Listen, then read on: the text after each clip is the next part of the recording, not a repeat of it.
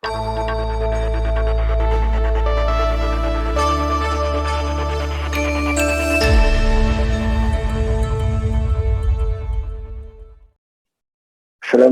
warahmatullahi wabarakatuh dan salam sejahtera saya ucapkan kepada para juri dan para penonton.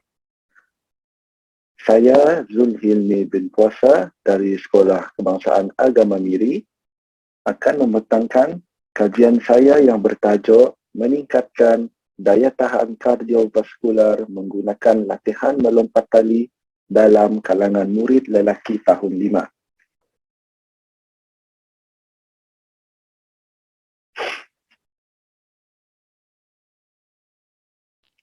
Okey, kita tengok kepada refleksi. Pengkaji merupakan seorang guru pendidikan jasmani yang baru. Ya, saya baru saja ditempatkan di Sekolah SK Agama Miri dan di sana saya berpeluang untuk menjalankan PDPC pendidikan jasmani dalam kelas tahun 5 secara bersemuka walaupun hanya selama 2 minggu macam tu.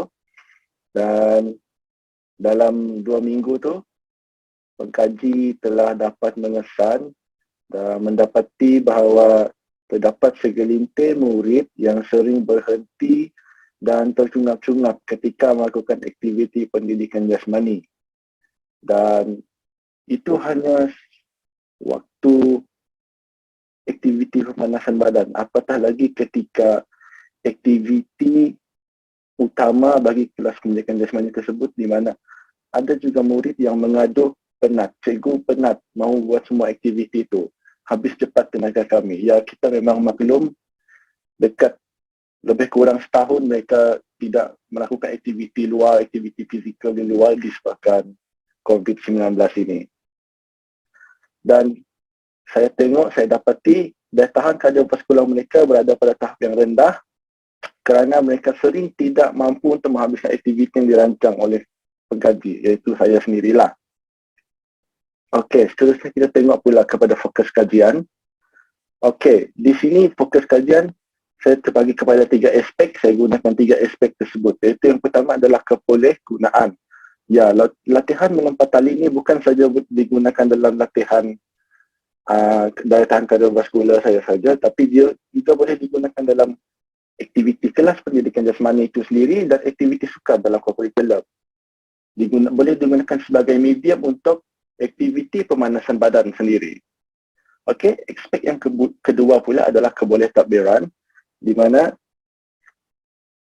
guru yang melaksanakan kajian tindakan ini boleh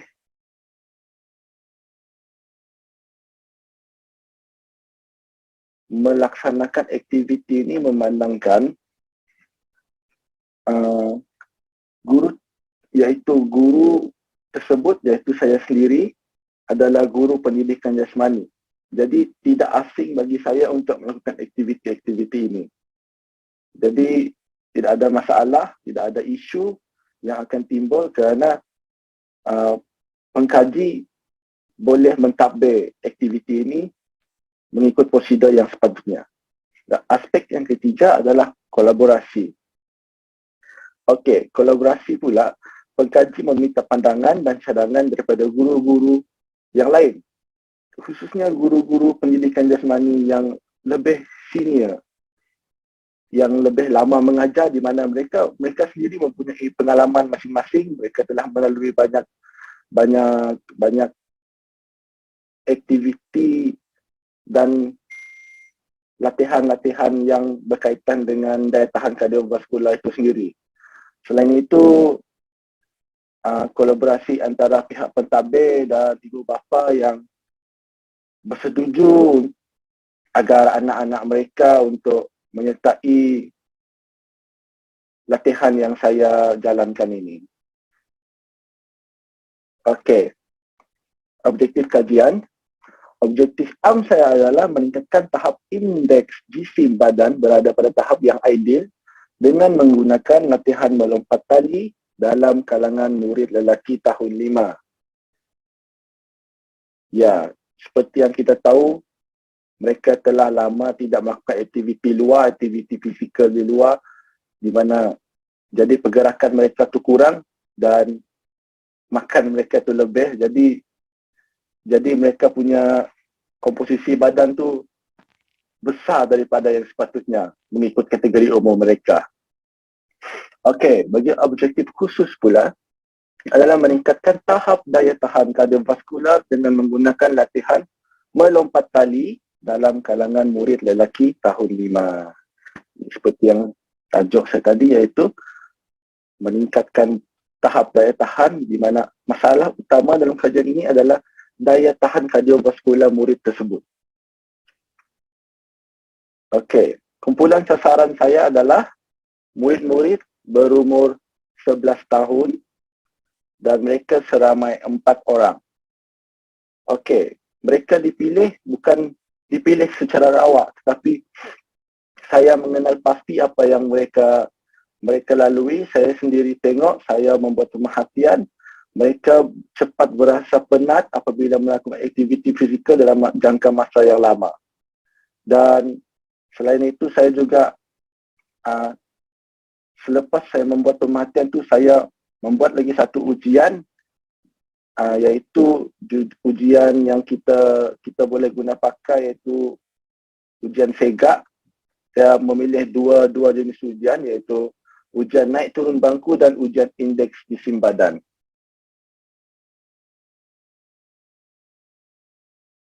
Okey, bagi pelaksanaan kajian pula, terdapat 5, iaitu tinjauan masalah, analisis tinjauan masalah, tindakan yang dijalankan, pelaksanaan tindakan, dan akhir sekali adalah refleksi. Okey, tinjauan masalah. Saya melakukan perbincangan bersama guru pendidikan jasmani yang lain, di mana mereka memang lebih berpengalaman daripada saya. Seperti anda sedia maklum, saya baru saja ditempatkan, masih setahun jagung. Jadi pengalaman saya sangat rendah dalam bidang ini. Jadi kami melakukan perbincangan apa yang perlu dilakukan untuk meningkatkan tahap daya tahan kardiovaskular dalam kalangan murid tersebut. Okey, jadi setelah menemui jalan-jalannya, iaitu dengan membuat latihan melompat tali, jadi saya ataupun pengkaji bertemu dengan 4 subjek kajian dan membincangkan apa yang akan dilakukan, menerangkan semua yang akan dilakukan, dan akhir sekali meminta persetujuan mereka, adakah mereka ingin mengikuti latihan yang akan saya lakukan. Okey, selepas itu adalah analisis tinjauan masalah. Sebelum saya memulakan latihan, saya membuat ujian pra yang dilaksanakan sebelum latihan dijalankan. Dan seperti yang saya maklumkan, saya gunakan 2 ujian bertujuan untuk menepat kadar nadi dan indeks jisim badan. Iaitu untuk kadar nadi ni saya menggunakan ujian naik turun bangku, dan indeks jisim badan ni yang mereka timbang berat dan suka tinggi. Okey, seperti yang kita tengok di sini ada 2 maklumat untuk indeks jisim badan dan skor daripada naik turun bangku, iaitu denyitan nadi semasa seminit. Okey. Yang seterusnya adalah pelaksanaan tindakan. Pelaksanaan latihan melompat tali ini saya laksanakan dalam masa 3 minggu dan ianya berterusan. Tidak ada, bukannya seminggu ni latihan, seminggu depan rehat, baru minggu depan dia sambung lagi. Tidak, dia berterusan selama 3 minggu tersebut. Dan ujian pasca pula dilaksanakan juga sebanyak 3 kali, iaitu setiap kali habis latihan untuk setiap minggu tu. Maknanya sebelum bermulanya latihan minggu kedua, adanya ujian pasca yang pertama. Dan sebelum bermulanya latihan pada minggu ketiga, adanya ujian pasca yang kedua. Okey, ujian pasca ni bertujuan untuk dijadikan sebagai data yang dapat dibandingkan dengan ujian pra lah. Iaitu ujian pra, ujian pasca 1, ujian pasca kedua. Okey, seperti yang kita tengok di sini, Ini adalah jadual latihan yang saya rangka. Latihan mereka akan dijalankan pada hari Isnin, Rabu dan Jumaat setiap 4 hingga 5 petang. Okey, untuk ujian pra yang pertama tu, sebelum latihan pada minggu pertama dijalankan, ujian pra akan dilaksanakan terlebih dulu. Telah dilaksanakan terlebih dahulu. Dan setelah itu, setelah ujian pra baru berlangsungnya latihan untuk minggu pertama, iaitu Isnin, Rabu dan Jumaat. Maka sebelum bermulanya latihan pada minggu kedua, ujian pasca pertama akan dilaksanakan.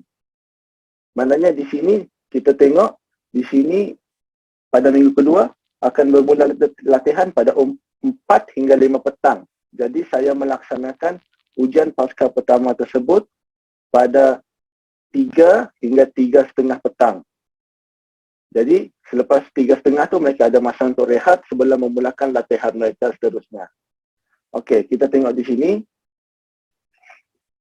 Antara aktiviti mereka adalah, untuk latihan tersebut adalah, yang pertama mereka akan membuat regangan dinamik terlebih dahulu. Mereka akan membuat regangan dinamik. Lepas itu barulah mereka memulakan latihan. Saya setiap hari saya akan meletak dua jenis latihan. Tetapi setiap latihan itu terdapat ulangan yang berbeza dan rehat yang samalah. Tetapi ulangan untuk setiap jenis latihan itu adalah berbeza, mengikut tahap kesukaran latihan tersebut itu sendiri. Okey, sekarang kita tengok pula kepada refleksi kajian.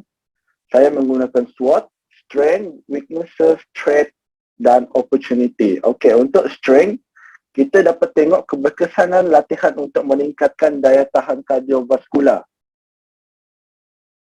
Lebih-lebih lagi sekiranya latihan ini dilakukan dalam jangka masa yang lama dan panjang, maka keberkesanan itu akan lebih tinggi kita tengok. Yang seterusnya ialah latihan ini juga dapat diterapkan dalam kelas pendidikan jasmani itu sendiri kerana ianya bukan aktiviti yang sukar dan tidak menggunakan banyak ruang. Jadi untuk mempelbagaikan dari aktiviti dalam pendidikan jasmani, kelas pendidikan jasmani, kita boleh menerapkan aktiviti melompat tari ini dalam kelas pendidikan jasmani kita. Okey, untuk weaknesses pula, saya ada dua juga. Subjek kajian tidak mahir menggunakan tali skipping untuk melompat tali. Ya, terdapat juga subjek kajian saya di mana untuk minggu pertama tu, subjek kajian tu saya perlu ajar mereka dulu. Saya perlu biasakan mereka dengan ritma melompat tadi itu sendiri. Tapi bagi yang dah dapat tu, mereka terus meneruskan latihan mereka yang seperti yang saya rancang. Yang belum pandai, yang tidak mahir, mereka terpaksa membiasakan diri terlebih dahulu. Jadi mereka memakan masa lah. Jadi keberkesanan untuk mereka itu ada kurang. Kerana latihan mereka lebih kurang daripada subjek kajian yang telah mahir menggunakan tali skipping. Dan yang kedua adalah pengkaji hanya mengajar melalui arahan secara verbal. Okey, ya. Disebabkan pandemik COVID-19 ini dan murid ataupun subjek kajian itu sendiri bukan berada di depan mata pengkaji sendiri. Jadi sukar untuk pengkaji menegur ataupun memperbetulkan lakuan yang salah. Hanya terpaksa menggunakan verbal kerana sukar untuk menunjukkan perlakuan yang betul kepada mereka. Seterusnya adalah threat. Threat yang pengkaji dapat kesal adalah kekangan masa untuk melaksanakan latihan. Ya, kekangan masa di mana kalau tidak ada COVID-19 ni pun pengkaji boleh melaksanakannya dengan jangka masa yang panjang. Satu lagi, mereka boleh berkumpul di sekolah untuk melaksanakan latihan dengan bersama-sama dan serentak. Dan terakhir adalah opportunity.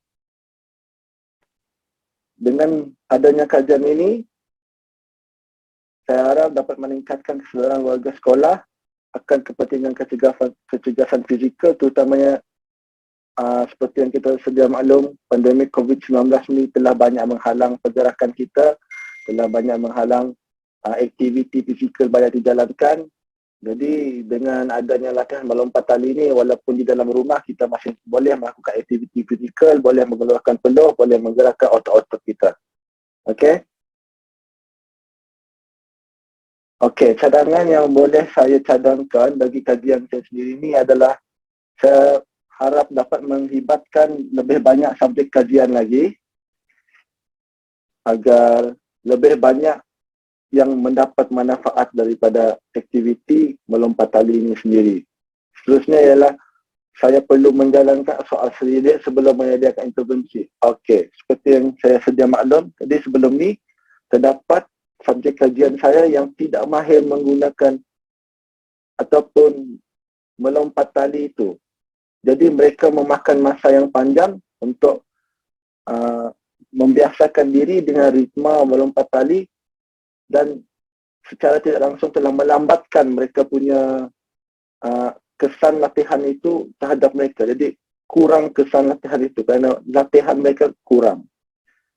Yang ketiga adalah menerapkan elemen teknologi maklumat dan komunikasi dalam latihan. Okey. Saya juga boleh menggunakan muzik, memasukkan muzik, unsur-unsur muzik dalam latihan ini agar mereka tidak bosan. Kerana okey, melompat satu minit tu, walaupun 1 minit, tapi kalau kita sudah letih, 1 minit tu boleh rasa sangat lama. Jadi kalau adanya unsur-unsur muzik ni, jadi subjek kajian akan kurang memikirkan mengenai masa tu, tetapi mendengar muzik tu dan mengikut rentak muzik tu untuk melompat tali. Dan yang terakhir adalah latihan lita melompat tali. Okey. Dengan adanya latihan lita melompat tali ni, apabila seperti yang kita tengok yang pertama tadi, pelibatan subjek kajian yang lebih ramai. Jadi apabila mereka lebih ramai yang mengikuti latihan ini, jadi ianya dapat dilaksanakan dalam latihan lita di mana lebih ramai mereka. Jadi setiap lita tersebut akan mengandungi masa lompatan yang berbeza ataupun gaya lompatan yang berbeza. Jadi kepelbagaian latihan lompat tali itu banyak dan subjek kajian tidak merasa bosan dengan latihan yang dijalankan. Okey, itu saja daripada saya. Sekian, terima kasih.